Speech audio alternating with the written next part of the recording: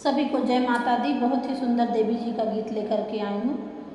पूरा सुनना, कैसा लगेगा कमेंट बॉक्स में ज़रूर बताना। बैठी माँ सज के भावनवा में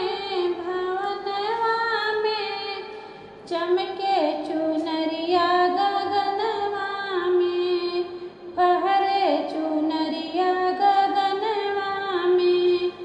बैठी माँ सज के भावनवा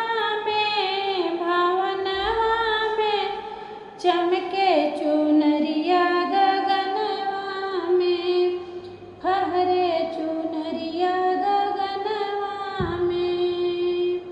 मैया के माथे मुकुट भल सोहे, मैया के माथे मुकुट भल सोहे।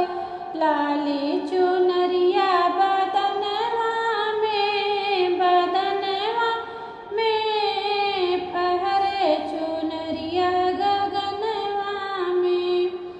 बैठी है मैया भवनवा में, फहरे चुनरिया गगनवा में।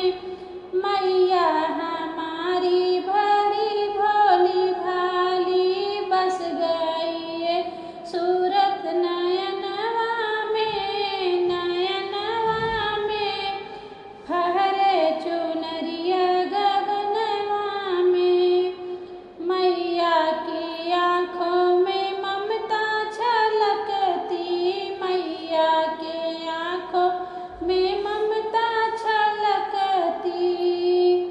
दया वो कृपा चरणवा में,